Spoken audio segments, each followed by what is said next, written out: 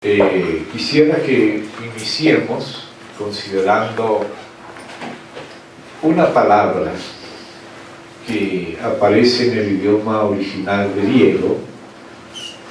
En algunos pasajes vamos a ver dos muy importantes que, sin embargo, por la traducción que estoy teniendo acá, que es una muy conocida y muy apreciada, la Reina y Valera, de Casiodoro de Reina y realizada por Cipriano de Valera.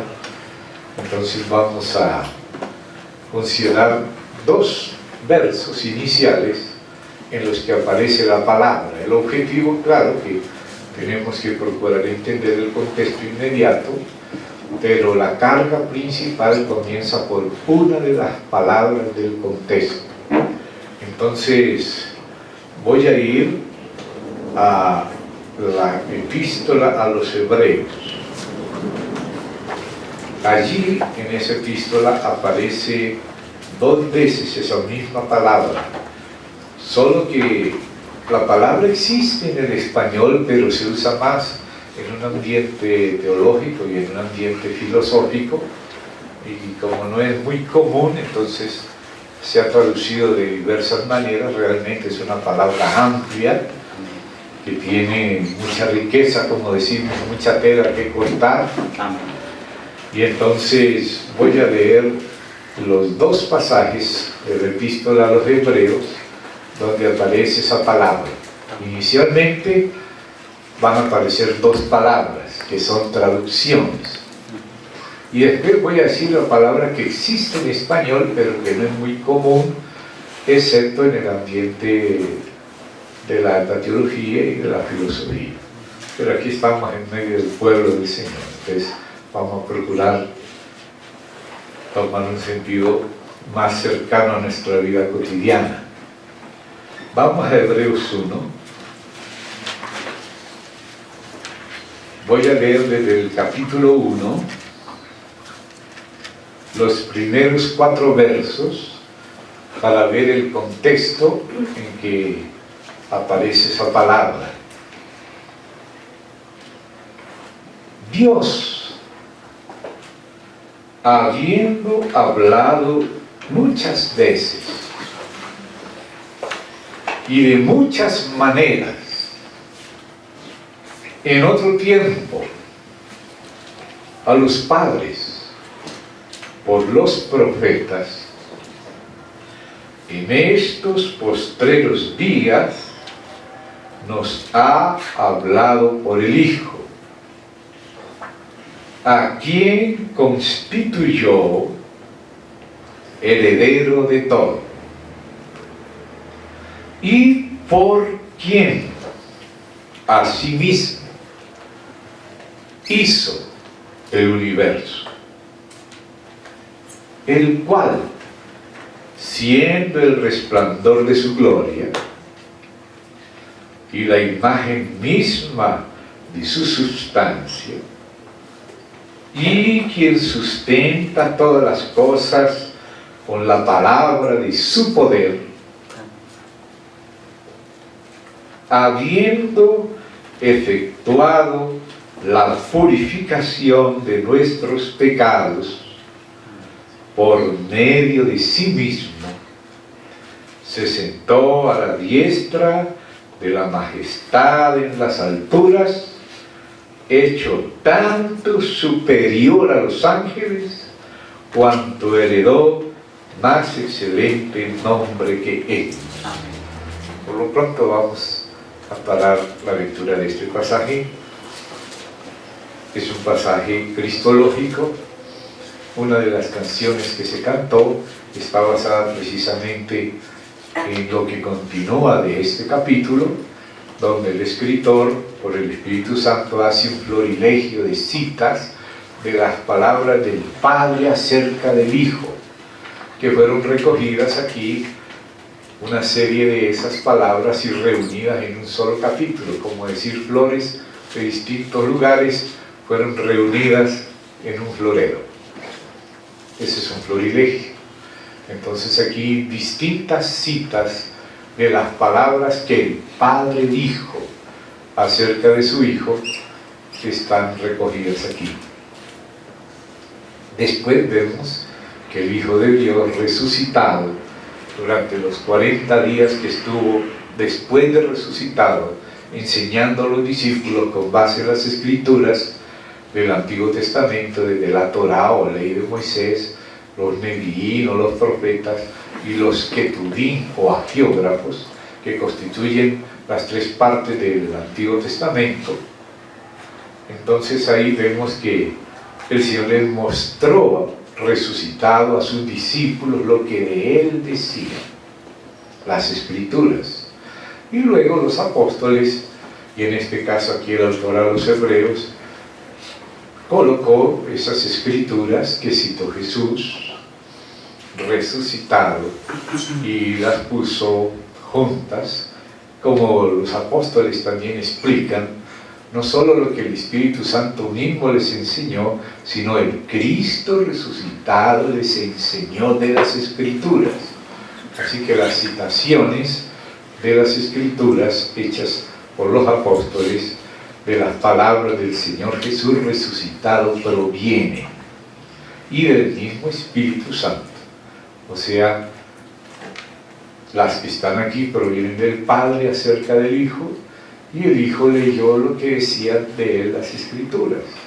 Y los apóstoles aprendieron tanto del Señor Jesús resurrecto como del Espíritu Santo, y fueron enviados con esas palabras, inclusive con una promesa seria: el que a vosotros recibe, a mí me recibe, y el que me recibe a mí, recibe al que me envió, o sea, Dios nuestro Padre.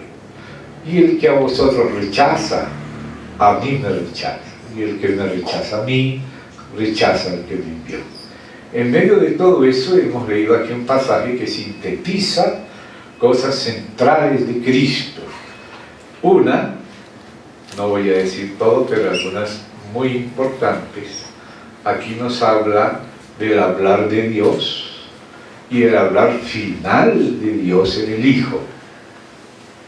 Por eso, cuando Jesucristo estuvo aquí en la tierra, el Padre, de manera pública, tanto en el día del bautismo de Él, como en el día de la transfiguración en el monte Tabor, allá cercano a Nazaret, que va hacia el valle de Megiddo, allí el Señor Jesús fue proclamado por el Padre públicamente: este es mi Hijo amado, a Él oíd.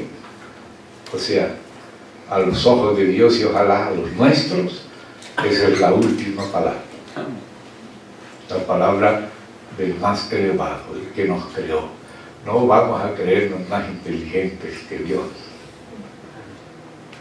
Dios es más sabio que nosotros.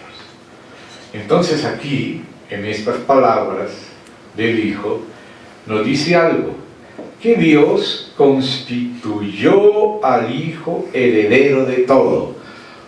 O sea, todo Dios lo hizo para el Hijo. Y también todo Dios lo hizo con y por medio del Hijo. Por eso dice: ¿a quién? El Hijo es un quién, una segunda persona en relación con el Padre. El Padre hizo al Hijo, constituyó al Hijo heredero de todo. ¿Y por quién? El Padre, la persona del Padre, por medio de la persona del Hijo, dice, hizo el universo. Y eso, esa cita, es una cita del Padre, también en el verso 10, donde viene recogiendo lo que el Padre dice: ¿a cuál de los ángeles dijo Dios jamás?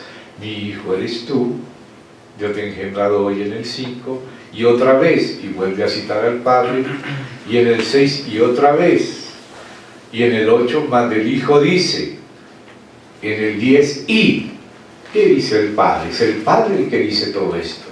El Padre le dice al Hijo: tú, oh Señor.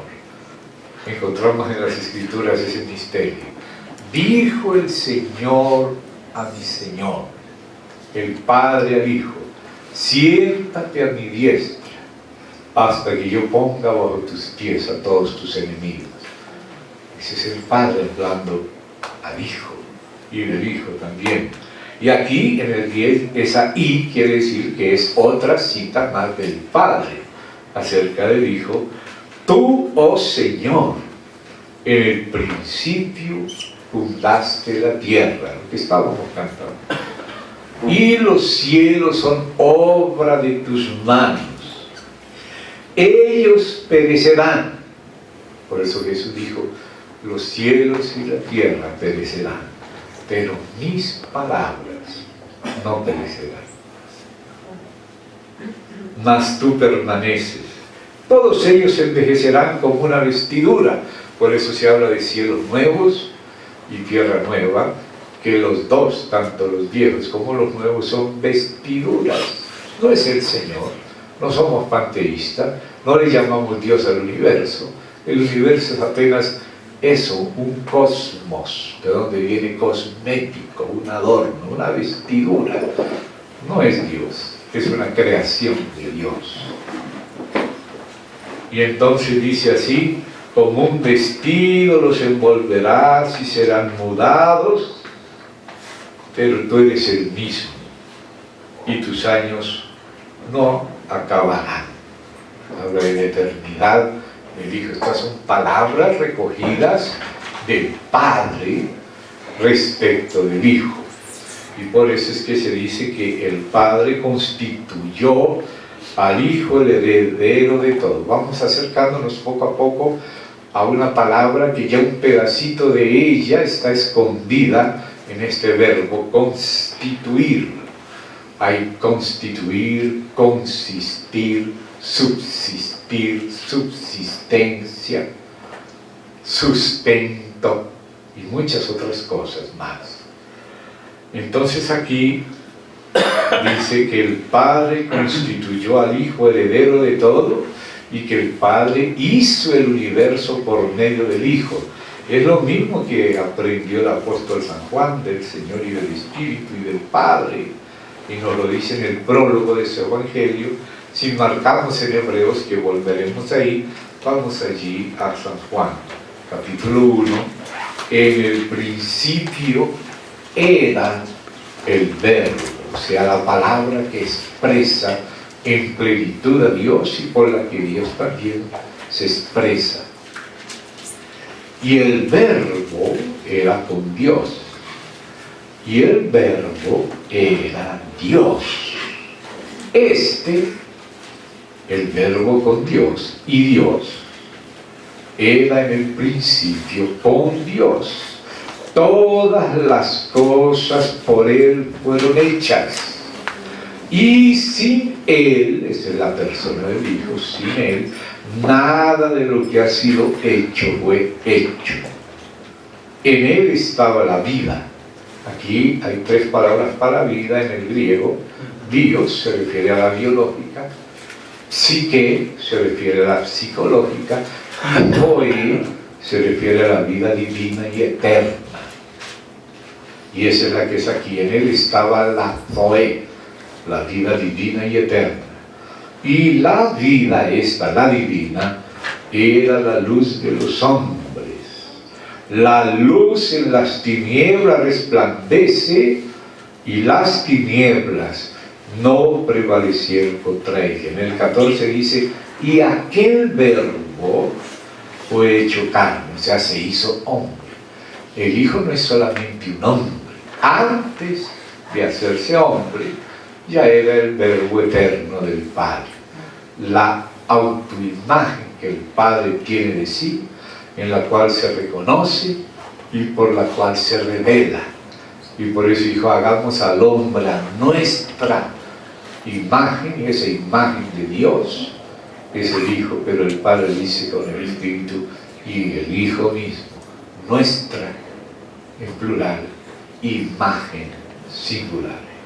El Hijo es porque Dios se revela, como dice el verso 18 aquí mismo en este prólogo de Juan 1:18, a Dios nadie le vio jamás, el unigénito Hijo, y en los manuscritos más antiguos lo dicen incluso más estricto, monogenes Theos, el unigénito Dios o el Dios unigénito, ese se refiere al Hijo, que está en el seno del Padre, Él le ha dado a conocer.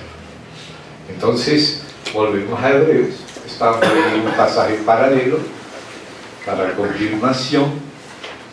Entonces ahora en el verso 3 aparece justamente la palabrita a la que vamos a irnos de a poco introduciendo por la riqueza que tiene, por eso hay que leerla en su contexto. Ahora va a hablar algo del Hijo.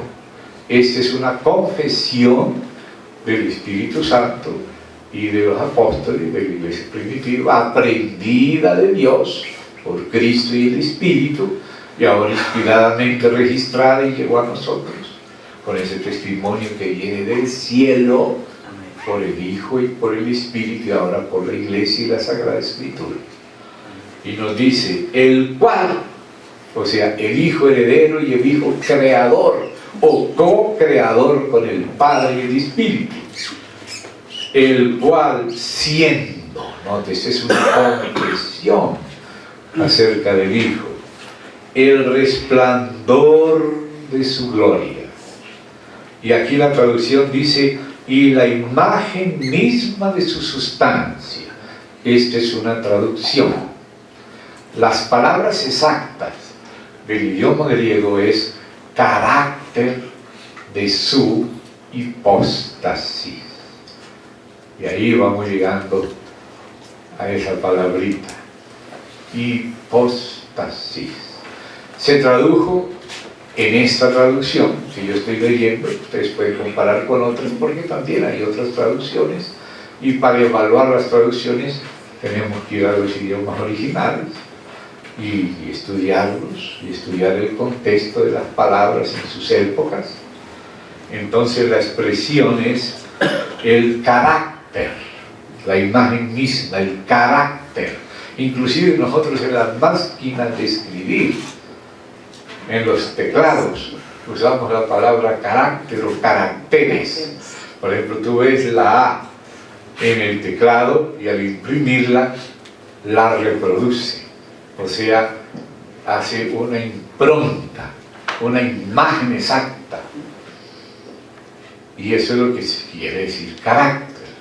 Pero dice carácter de su hipóstasis. Es una palabra española que es una transliteración del griego, como hay muchas palabras que entraron al español viniendo algunas del latín o del griego, hasta del inglés, del árabe, pero que las palabras pasaron y llegaron a ser castellanas también. Eso pasa con hipóstasis, solo que no es una palabra muy común, pero sí es una palabra usada por el Espíritu Santo en esta escritura, y por lo tanto necesitamos ir entendiendo esta palabra, porque esa palabra también nos va a ayudar a entender lo que ella significa, no solo en la manera semántica, sino en la experiencia cristiana. Y es con ese objetivo que vamos a llegar a esa palabra, pero vamos dando el rodeo para ir llegando al núcleo. Entonces claro que empezamos por el átomo para pasar por el lugar santo y llegar al lugar santísimo. ¿Vale? El núcleo. Entonces, aquí se dice del Hijo, el cual siendo, o sea, el Hijo, el resplandor de su, o sea, la del Padre, de su gloria, y la imagen misma, o sea, el carácter de su hipóstasis. Y aquí voy a usar la palabra hipóstasis porque la palabra sustancia, en el aspecto teológico, a veces se usa como traducción de ousia, que significa esencia, o hipóstasis, que significa subsistencia. Y como sustancia parece una reducción o abreviación de sustancia, de subsistencia, por eso se usó la palabra sustancia como traducción de hipóstasis. Pero tengo que decir que en este contexto es traducción de hipóstasis, no de ousia. Ousia es esencia, la esencia divina es una sola. Pero esa esencia divina subsiste en la persona del Padre, subsiste en la persona del Hijo, la misma esencia, y subsiste en la persona del Espíritu Santo. Y por eso, por allá en el segundo concilio de Constantinopla, se detuvieron un poco para entender esa palabra hipóstasis. Entonces había algunos que decían, pero bueno, en esencia Dios es uno, pero en hipóstasis es trino, porque la misma esencia subsiste en tres personas, y no son tres dioses, sino un solo Dios. Y ahí la Iglesia ha demorado siglos en procurar entender cómo Dios a veces habla en singular, y el mismo Dios a veces habla en plural. Hagamos al hombre a nuestra imagen, conforme a nuestra semejanza. Allá Jacob luchó con nosotros. ¿Y quién irá por nosotros?, le dice Isaías. Así como los Colosenses, a veces Dios habla en plural.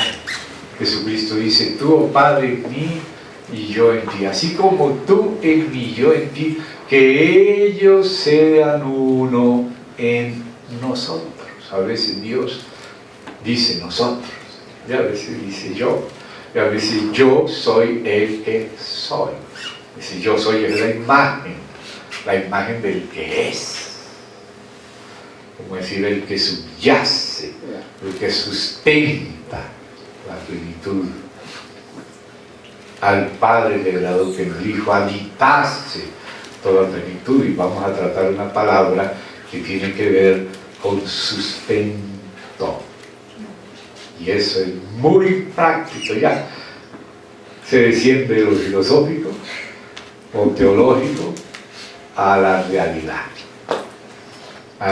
espiritual, porque Moisés nos trajo la ley, pero el Señor Jesucristo nos trajo la aletheia, o sea, la gracia y la verdad, la realidad. Y esa realidad es el asunto al que nos estamos acercando poco a poco. La realidad espiritual, la subsistencia, no del sub, como de subyacer, de consistir, de sustentar, el sustento, la realidad espiritual, el espíritu de la cosa. Porque a veces nosotros estamos muy acostumbrados a la cosa, a la palabra exterior, pero cuando el Señor dice paz, no es solo una palabra, es una sustancia, es una realidad. Amor no puede ser solo una palabra, es también una realidad. Y esa realidad de Dios es la que expresó Jesucristo, y es la que el Espíritu Santo nos va pasando en la medida que Cristo se va formando en nosotros, y a esto es a donde queremos ir llegando, a la realidad espiritual, a la subsistencia del Señor en nosotros, de la realidad de Cristo formado y donado a nosotros y hecho realidad por el Espíritu Santo. Entonces, poquito a poquito vamos llegando a esa palabra. Ya ven la raíz, hipo, que es una palabra griega, o sea, debajo de, por ejemplo, el hipopótamo se mete debajo del pótamo, que es el río. Mesopotamia quiere decir entre ríos. Pótamo, meso es intermedio, mitad. Mesopotamia es entre ríos. Hay una provincia en Argentina llamada Entre Ríos, como hay la Mesopotamia allá en el cercano oriente, entre el Éufrates y el Tigre, o sea, entre esos dos ríos. Entonces esa palabra pótamo quiere decir río. Hipopótamo es un animal que le gusta estar metido en el agua. Es solo para ir entendiendo esas raíces. Hipo, parece una aguja hipodérmica que va debajo de la dermis. Y la otra palabra es hipostasis, de donde viene la palabra sustancia, subsistencia, consistir, constituir, etc. subyacer, el sub que está debajo, es el sostén, es la realidad que nos sustenta, es el fundamento de la vida en el Espíritu, es una realidad que es Dios, el Padre por el Hijo y el Espíritu, donándose a nosotros como vida eterna. Entonces la vida y el Espíritu tienen que ver con esa subsistencia o sustento. Así como hay un sustento para nuestro cuerpo y también necesitamos un sustento para nuestra alma, también necesitamos un sustento para nuestro espíritu. Nuestra alma necesita un sustento, nuestro cuerpo necesita un sustento biológico, nuestra alma un sustento psicológico, todo eso existe. Y nuestro espíritu necesita un sustento divino. El hombre es más que cuerpo. Tiene alma, pero no solo tiene alma, también tiene espíritu. El hombre pertenece a esas distintas dimensiones. Nuestro cuerpo es para contactar la realidad de estas tres primeras dimensiones del mundo. Y por medio del cuerpo conocemos la información del mundo exterior que nos rodea. Pero a nosotros mismos nos conocemos por medio del alma. El alma es la que piensa, el alma es la que siente, el alma es la que decide. Y aunque nosotros no sabemos qué color tiene ni nada, aunque hablamos de alma negra y alma blanca, esas son como figuras, ¿verdad? Hablamos como en símbolos. Pero nuestra alma existe, tiene realidad. Por eso tú piensas, y piensas acerca de ti mismo y dices, yo pienso así, mi opinión es esta. A veces ni siquiera pensamos que es opinión, aunque es opinión, le llamamos, este es mi dogma. Aunque no lo decimos así, actuamos así. ¿Verdad? Somos dogmáticos. Pero el único que puede ser dogmático es Dios. Todos los demás estamos aprendiendo de Él. Amén. Vamos como saliendo de la penumbra a los poquitos hacia la luz, como la luz de la aurora que aumenta hasta que el día es perfecto. Entonces ahí vamos llegando ya al sentido de esa palabra, ¿verdad?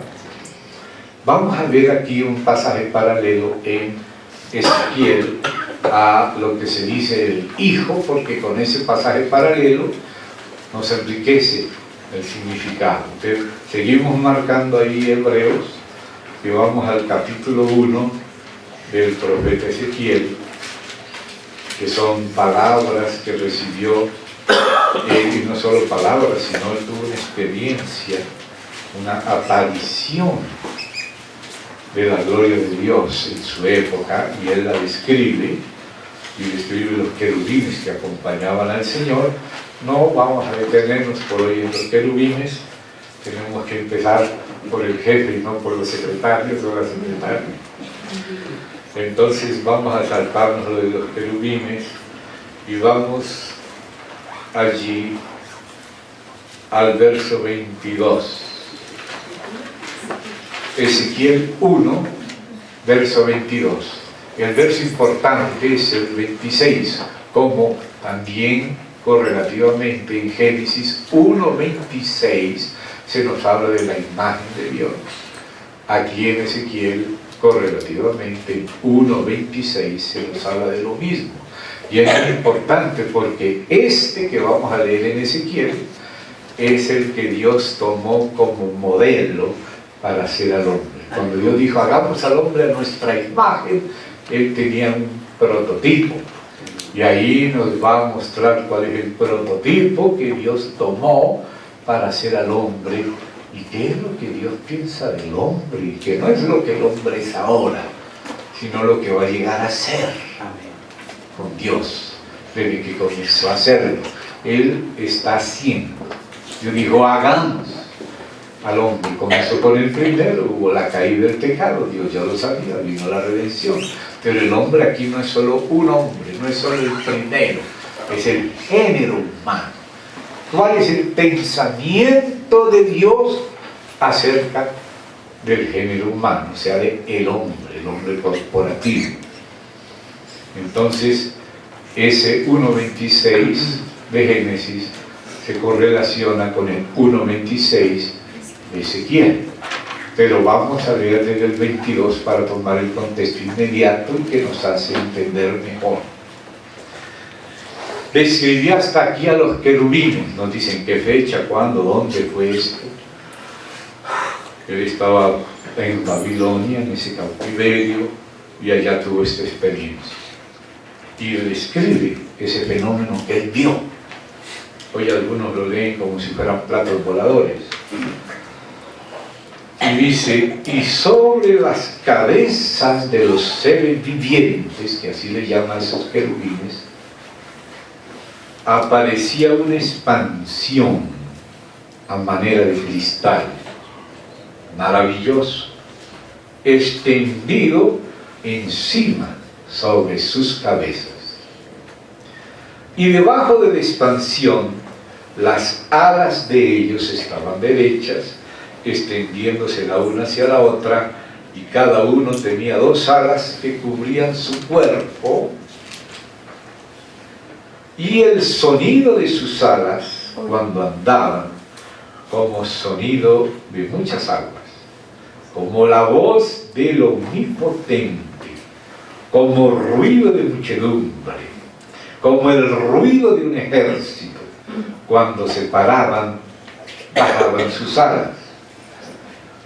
Y cuando se paraban y bajaban sus alas, se oía una voz de arriba de la expansión que había sobre sus cabezas. O sea, en aquella expansión había alguien que hablaba, que se oía la voz de arriba. Ellos eran solamente como el fundamento del trono de aquel que hablaba. Y sobre la expansión que había sobre sus cabezas se veía la figura de un trono que parecía de piedra de zafiro, que es la piedra preciosa más equidistante, la piedra preciosa más simétrica que existe, el zafiro.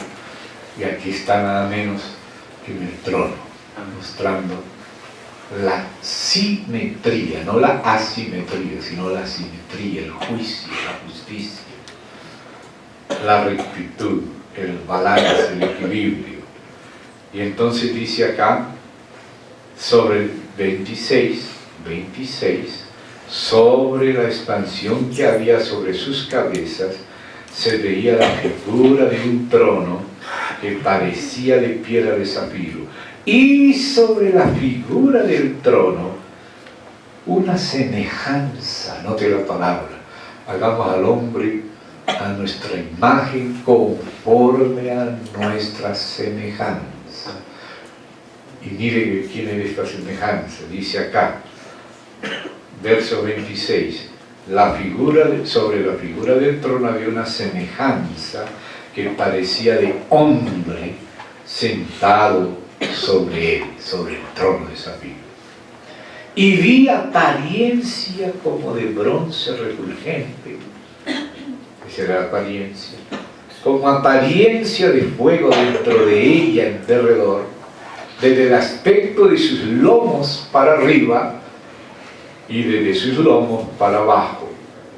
Vi que parecía como de fuego y que tenía resplandor alrededor.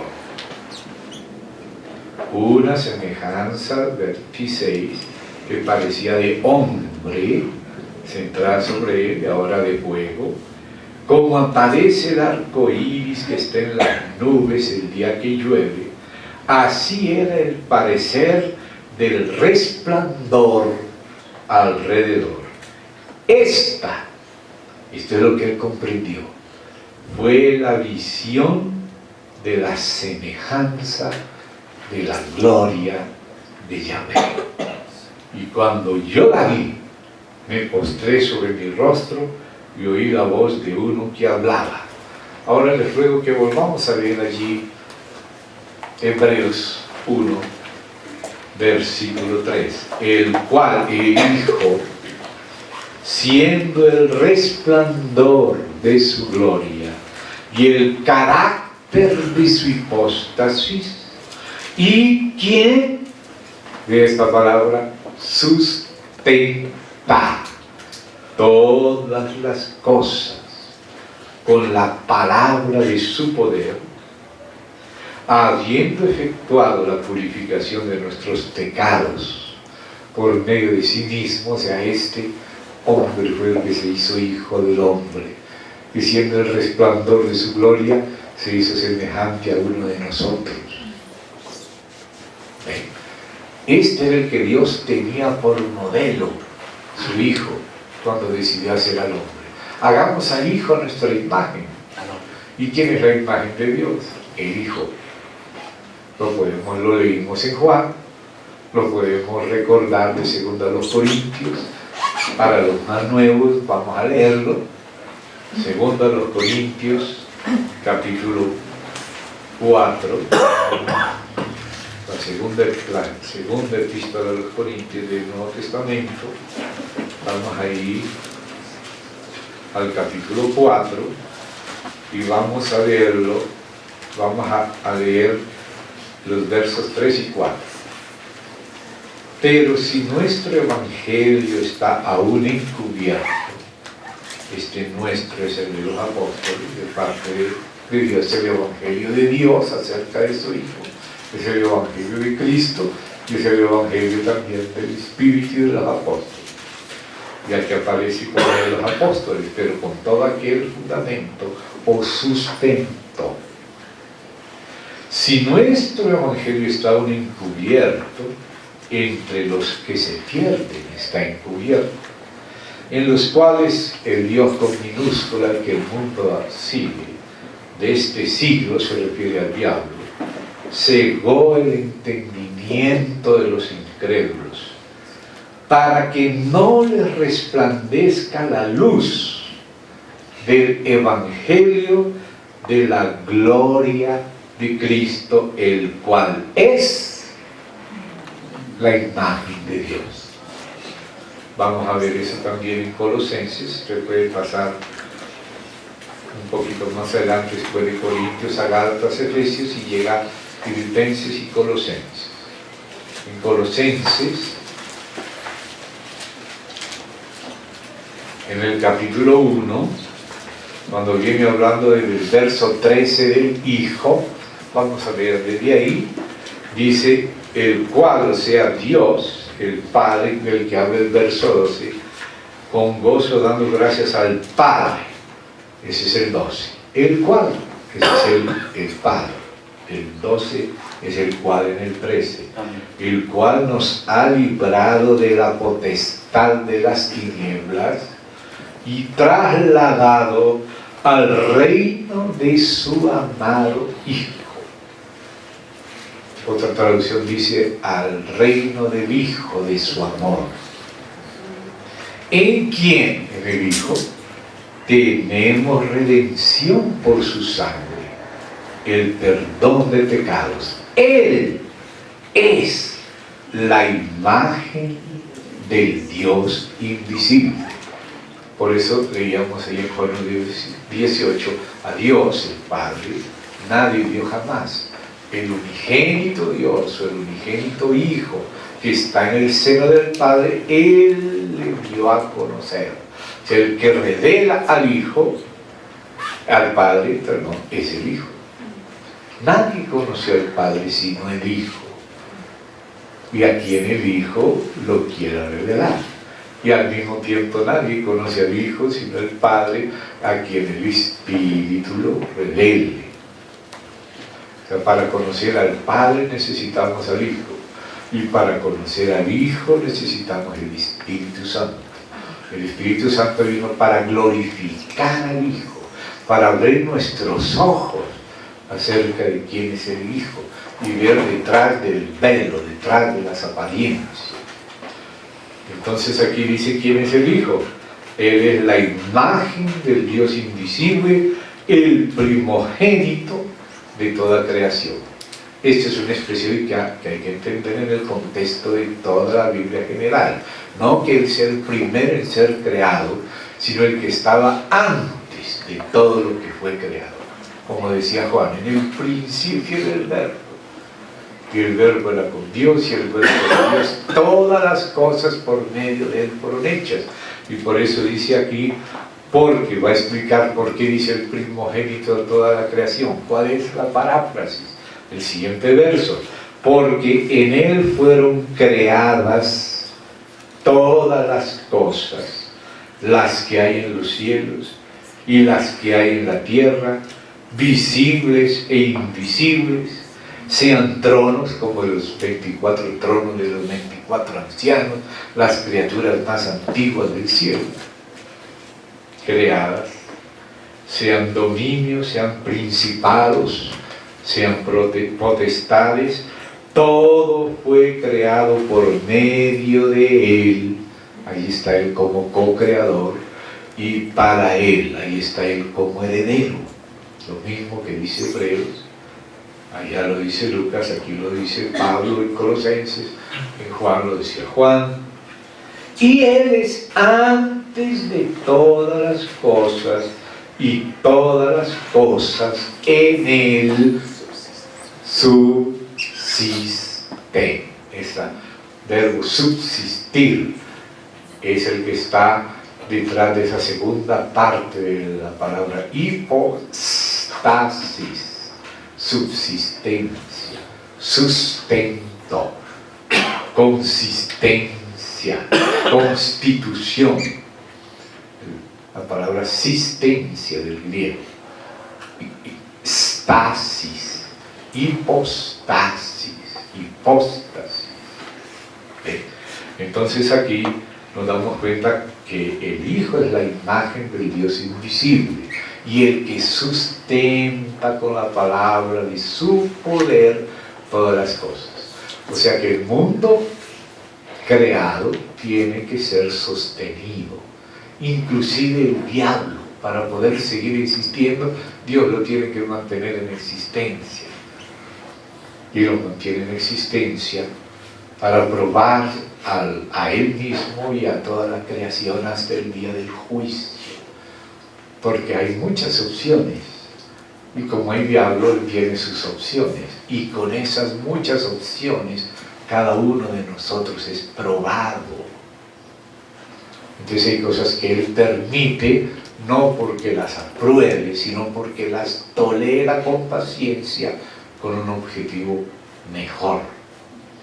Como quien dice, como el dicho que decimos aquí mismo en Colombia, no hay mal que por bien no venga. Para un bien mayor, Dios soportó algunas criaturas, soportó la rebelión, soportó las otras propuestas, porque así sobre ese telón de fondo se comprende mejor a Dios y se comprende el poder de Dios.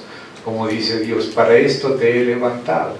No lo hizo diablo, lo hizo un querubín, lo dejó libre, pero fue el primero en revelarse, el padre de la mentira, y Dios lo permitió. Para esto mismo te he levantado, como le dijo al faraón, porque tras del faraón estaba una de estas cabezas de este, para mostrar mi poder y que mi nombre sea anunciado en toda la tierra. Él quiere que lo conozcamos, lo recibamos y vivamos por Él y seamos sustentados por Él con Él mismo, para contenerlo y representarlo, lo cual quiere decir, hagamos al hombre a nuestra imagen, conforme a nuestra semejanza, y señoree, pero todo por medio de Él mismo, como el Padre con el Hijo. Dice, el Padre ama al Hijo y le muestra lo que Él hace para que el Hijo lo haga igualmente con Él. El Hijo no hace nada por sí mismo, ni el Padre quiere hacer nada por sí mismo. El Padre todo lo quiere hacer por medio del Hijo, y por eso sustenta al Hijo con su plenitud. Y el Hijo es el carácter, o sea, la impronta de la hipóstasis del Padre. ¿Eso qué quiere decir? Que si el Padre es la A del teclado, el Hijo es la A impresa, la impresión. Uno es digamos, el modelo del otro. Y así también el Hijo es el modelo nuestro, como el Padre es el modelo del Hijo. El Padre es la imagen del Hijo, por eso el Padre se siente fielmente representado en el Hijo, y por eso dice, hagamos al hombre a nuestra imagen. Ya no dice imágenes, porque en la Trinidad la imagen es el Hijo. Pero el Hijo es sustentado por la plenitud del Padre. Por eso dice el Hijo, como el Padre tiene vida, y note la relación de sustento con vida, y espíritu y vida. Como el Padre tiene vida en sí mismo, así ha dado al Hijo el tener vida en sí mismo. Es la misma vida en sí mismo, es la vida divina que tiene el Padre, pero como Padre. Y subsiste en el Padre como la persona del Padre, pero en el Hijo subsiste como la persona del Hijo unigénito. La misma vida mandada por el Padre, pero no dada en el tiempo, sino en el amor eterno del Padre a su Hijo que le acompaña, porque el amor de Dios tiene subsistencia y realidad, y esa realidad es su Hijo, la imagen de Él, en el cual Él se reconoce, en el cual Él quiere ser contenido y expresado, y hacer todo a través del Hijo.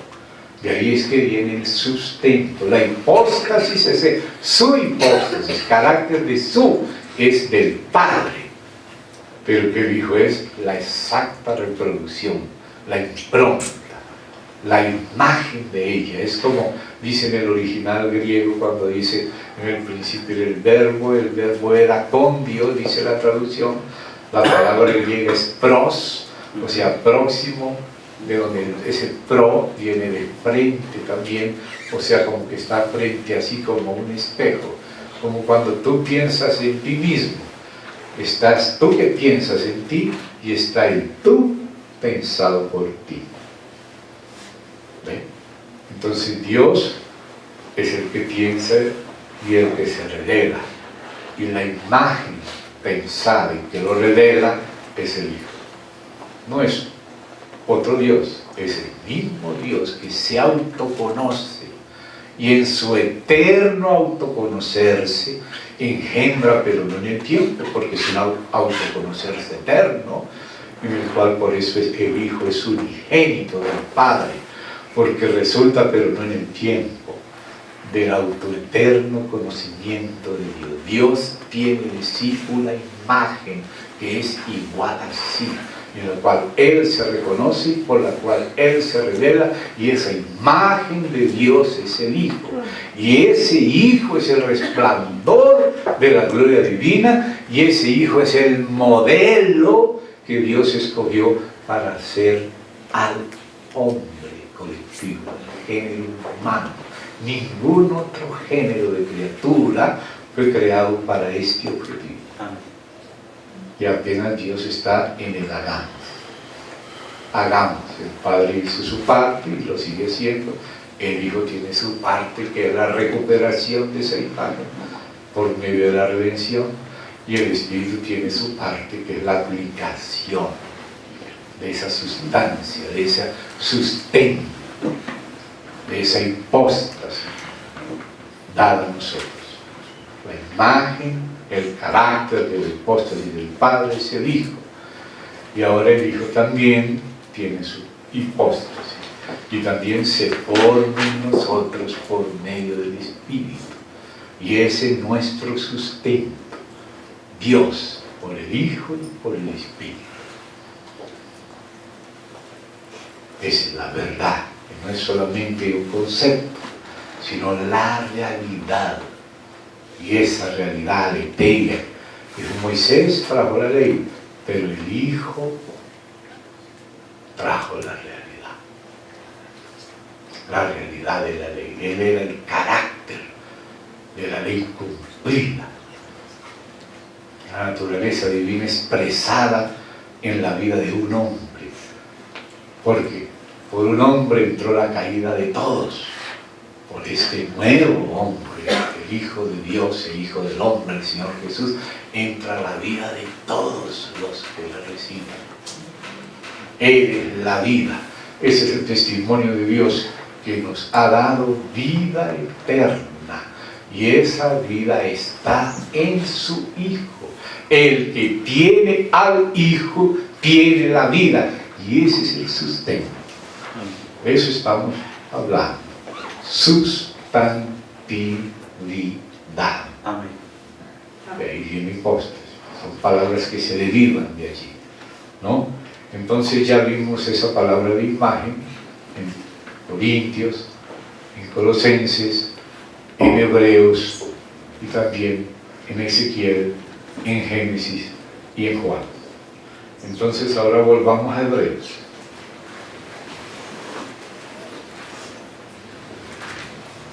Entonces dice el verso 3, el cual el Hijo heredero, el Hijo co-creador con el Padre y el Espíritu, siendo, nota esa confesión divina acerca del Hijo, el resplandor de su gloria, como lo vimos a través de los ojos, y el relato de Ezequiel, el testimonio de Ezequiel, a quien Dios le abrió los ojos.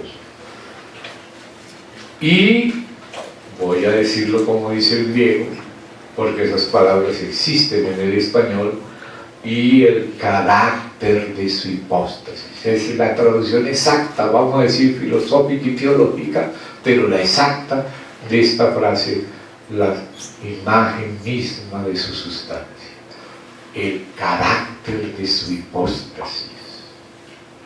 Y habiendo efectuado la purificación de nuestros pecados por sí mismo, me salté una frase, y quien sustenta esta hipóstasis, este carácter de la hipóstasis, esta impronta o imagen de la subsistencia divina, ahora como decir reproducida o revelada. Entonces dice aquí, sustenta. Esa palabra, hermano, no tiene que ser solo una palabra. Esa palabra es la experiencia de la nueva creación, es la experiencia de la formación de Cristo, es la experiencia del Espíritu que es vida. Sustenta, porque no solo está hablando de la sustentación de la vieja creación, esa perece, pero hay una nueva creación que Él sustenta. Y esa nueva creación comenzó con la regeneración de nuestro espíritu. Y eso tiene un sustento. Existe una sustantividad en la vida y en las palabras y en los hechos de los hijos de Dios, que son criaturas de la nueva creación, nacidos de nuevo, regenerados, nacidos de Dios, del Espíritu de Dios. Entonces, esa sustantividad que parece tan misteriosa y tan difícil de explicar, sin embargo, si hemos nacido del Espíritu, nuestro Espíritu la conoce, aunque sea en la simplicidad, así como Elías conocía la presencia de Dios en el silbo apacible. Hubo otros movimientos telúricos, terremotos, fuegos, vientos, y eso no le inmutó a Elías. Pero cuando percibió el silbo apacible, ahí salió de su cueva y se inclinó delante del Señor. ¿Qué haces aquí, Elías? Señor, sentí un vivo celo por el nombre del Señor, porque todos te han abandonado y solo yo quedé. No, Elías, todavía tengo otros 7,000 que no han doblado sus rodillas abajo. No eres tú el único. Pero gracias a Dios de que había otros también como Elías, ¿no? Que conocían al Señor escondido en un silbo apacible, porque no veían la apariencia, sino tenían la sensibilidad para tocar esa sustancia, esa hipóstasis, ese sustento, esa realidad espiritual. Y eso que es tan invisible a los hombres es de inmensa importancia para Dios, y debe serlo para nosotros, y nosotros no la podemos fabricar, pero debemos recibirla por medio de la simplicidad de la fe y contar con ella para que Dios pueda obrar a través de nosotros. Entonces, no sé, ahora son las 8:30, me soportan otro poquito más. Vamos a otro pasaje, también aquí en Hebreos, donde aparece esta misma palabra hipóstasis traducida de otra manera, que está en el capítulo 11 de la misma epístola, probablemente, para no ser muy dogmático, pero para mí es lo más fuerte de San Lucas, a los Hebreos. Capítulo 11, voy a leer el verso 1. Vamos a leer el contexto de esta carta y luego vamos a ver. Es pues la fe. Mire lo que es la verdadera fe. La certeza de lo que se espera. La convicción de lo que no se ve. Porque por ella, note el sustento, alcanzar un buen testimonio, el sustento del testimonio, esa certeza, esa convicción, que en el original es hipóstasis. La misma palabra que allá decía hipóstasis, es la misma palabra aquí. La palabra certeza es hipóstasis. El traductor Reina o Valera no encontró algo mejor que colocó la palabra hipóstasis. A veces es también garantía, una garantía, como aletheia, que es la realidad de las cosas. Las arras del espíritu, que es como decir el anticipo del resto de la herencia, que comienza por una fe sobrenatural, que no es la fe nuestra solo en el Hijo, sino la propia fe del Hijo, que su palabra, que es espíritu y vida, engendra. Porque la fe, que es esa certeza, que es una palabra incompleta, convicción, sí, hay certeza, hay convicción, pero es más. Amén. La palabra es hipóstasis. Amén. Es sustantividad divina, sostén divino, realidad espiritual. Entonces dice así acá: por ella alcanzaron buen testimonio los antiguos. Y va a hablar de algunos ejemplos antiguos, de personas antiguas que tuvieron esta misteriosa sustantividad en su vida espiritual y en su caminar cotidiano. Y empieza primero por el propio Dios, por la fe. Note cómo se relaciona esa sustancia con la fe. Entendemos haber sido constituido, vea el verbo, el universo, por la palabra de Dios. De modo que lo que se ve fue hecho ¿de qué se hizo lo que se ve? De lo que no se veía, pero no que no era. No se veía, pero era. Y por eso sustentó el universo. Por eso Dios es el sostén del universo, que sustenta con la palabra de su poder todas las cosas. Qué importante es la sustantividad, una palabra que viene de hipóstasis o subsistencia.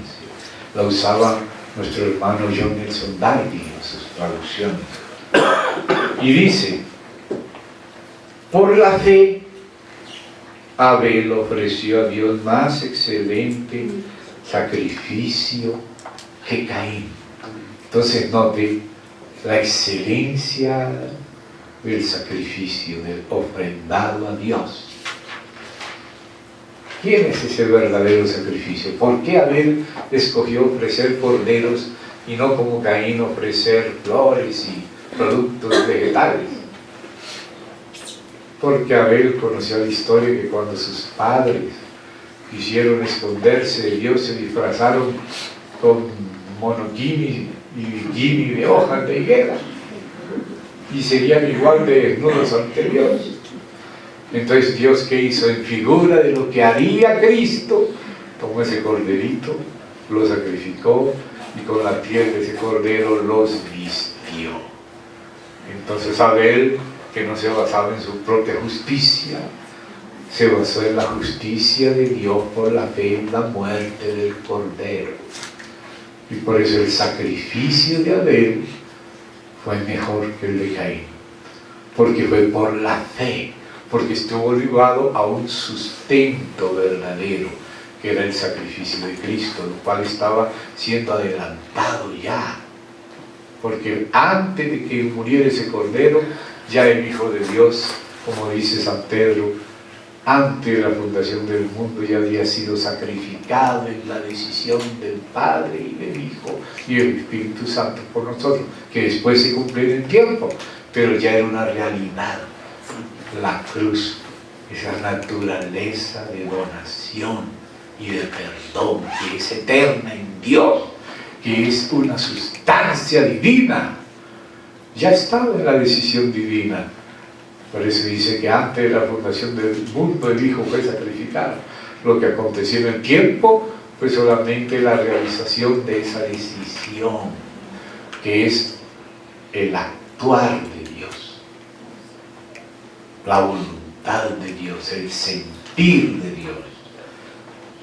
Y entonces esa es la fe que sustentó a Abel y es la razón de la excelencia del sacrificio suyo en comparación con el de Caín. Caín ofreció su propia fuerza, su propia justicia. En cambio Abel, la de Dios.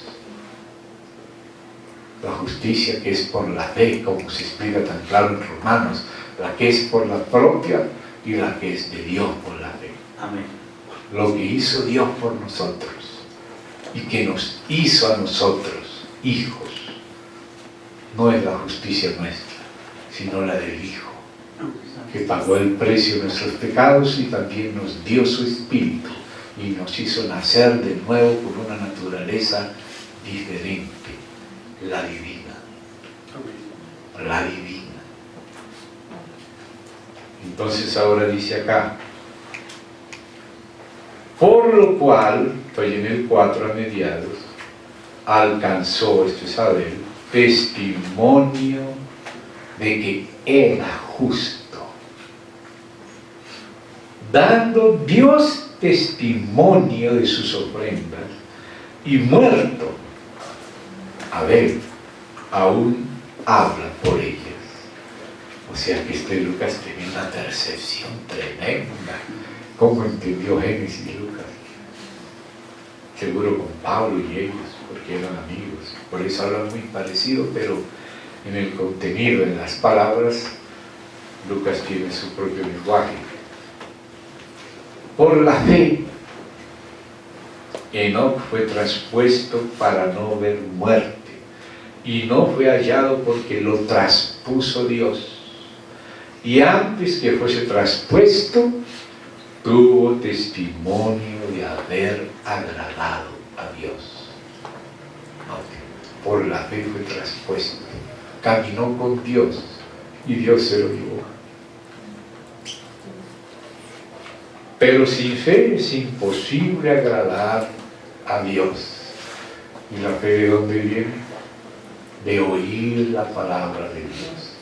O sea, la fe no es algo que nosotros producimos, sino que el Espíritu y la vida divina producen en nosotros cuando llegan a nosotros. Por eso dice que la fe viene por el oír la palabra de Dios. O sea, cuando Dios habla, sus palabras es espíritu y vida. Y entonces la sustantividad de ese espíritu y vida es la fe del Hijo. La fe es la realidad del Espíritu de Dios, que puede producir todo, que está debajo de todo, que providencia todo, sustenta todo. Por eso la fe es algo muy grande. que la fe no es una creencia vaga. La verdadera fe es el hablar de Dios en nuestro espíritu. Cuando nuestro espíritu recibe el testimonio de Dios, que Él dijo, Él pondrás en el arca la parte más íntima del tabernáculo que somos nosotros, y aquel era figura nuestra. Pondrás en el arca el testimonio que yo te daré. Y ese testimonio está representado en las tablas de la ley, donde se habla el carácter de Dios adentro. En la vara de Aarón, que relandeció, que eran varas secas, que no podían florecer ni fructificar de sí mismos, pero como era Dios, entonces fructificó la de Aarón. Eso es sustantividad, que fructificó, que floreció, que fluyó, que brotó. Pero ¿de dónde viene? De Dios, del Espíritu, de la resurrección de Cristo y su Espíritu.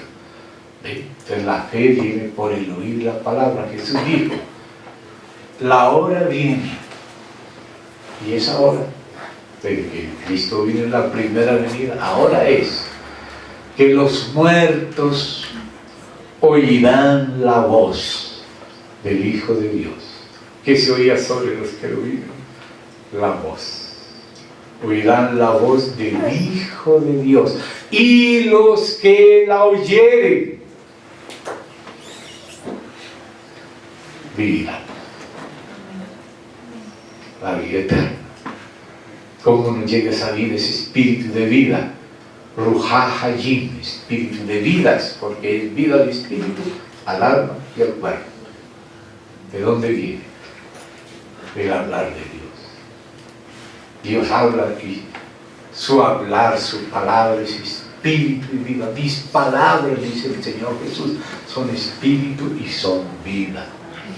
Entonces Él engendra la fe, y por la fe recibimos el Espíritu, y el Espíritu es el sustento de todo, el que nos llena. Por eso la insistencia de Dios con su pueblo para restaurar su casa, hablándole a Zorobabel.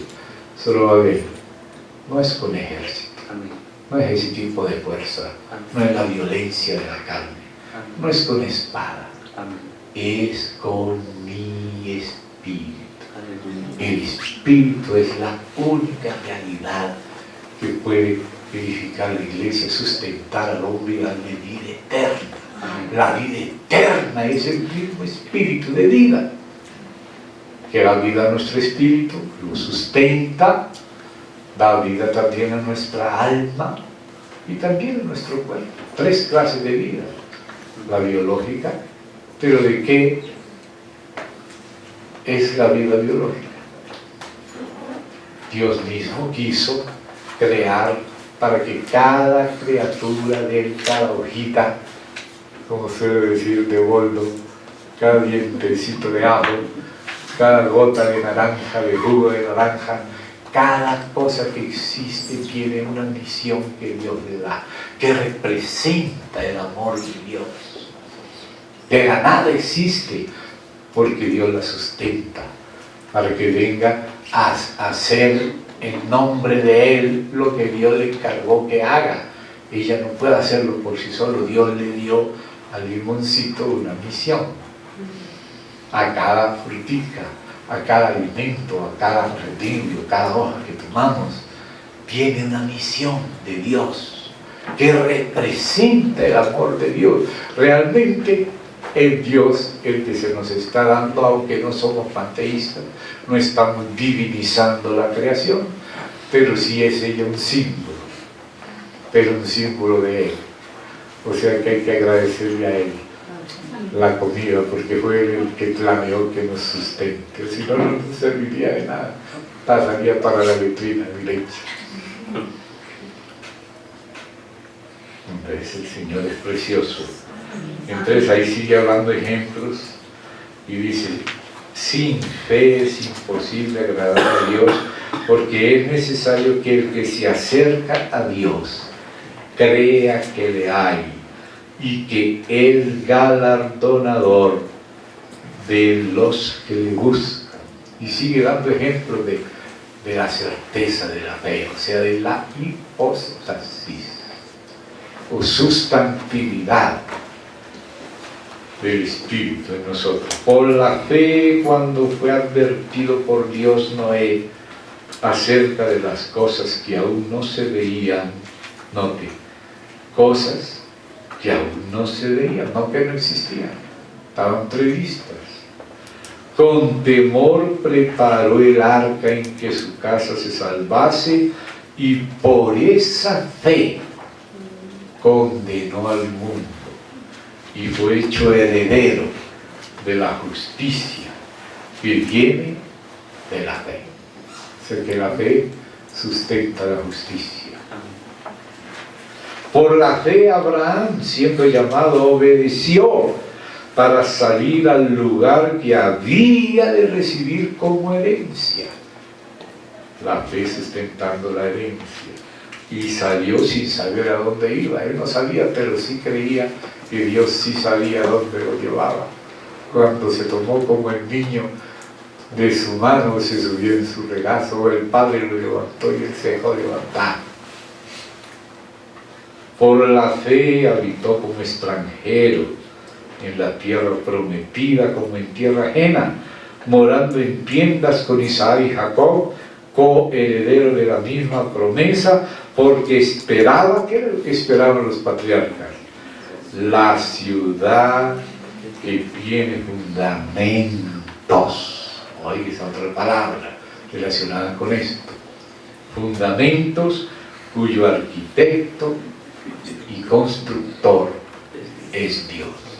Esta ciudad no es solo física, porque nosotros no somos solo carne.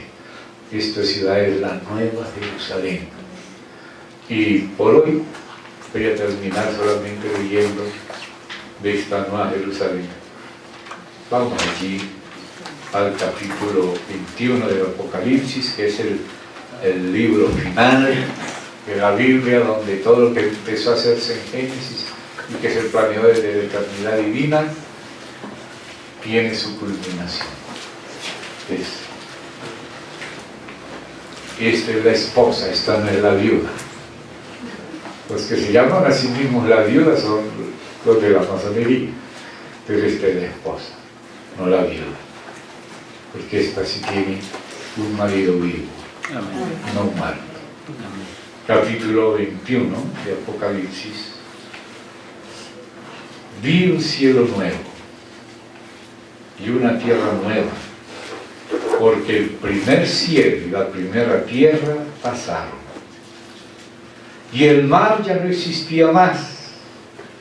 Y yo, Juan, vi la santa ciudad, la nueva Jerusalén, descender del cielo de Dios, dispuesta como una esposa ataviada para su marido. Y oí una gran voz del cielo que decía: he aquí el tabernáculo de Dios con los hombres, y Él morará con ellos, y ellos serán su pueblo, y Dios mismo estará con ellos como su Dios. Enjugará Dios toda lágrima de los ojos de ellos, y ya no habrá muerte, ni habrá más llanto, ni habrá ni clamor, ni dolor, porque las primeras cosas pasaron. Y el que estaba sentado en el trono dijo: he aquí, yo hago nuevas todas las cosas. Y me dijo: escribe, porque estas palabras son fieles y verdaderas. Y me dijo: hecho está. Yo soy el Alfa y la Omega, el principio y el fin. Al que tuviere sed, yo le daré gratuitamente de la fuente del agua de la vida. El que venciere heredará todas las cosas, y yo seré su Dios, y él será mi hijo. Lastimosamente tengo que leer también el verso 8. Pero los cobardes, y ponen a los cobardes antes que los incrédulos, porque a veces no es que no crea, pero es cobarde. Los cobardes e incrédulos, los abominables y homicidas, los fornicarios y hechiceros, los idólatras y todos los mentirosos tendrán su parte en el lago que arde con fuego y azufre, que es la muerte segunda. Pero bueno, después de leer el 8, acordémonos del 1 al 7. Y vamos a orar. Amén. Vamos a dar gracias al Señor.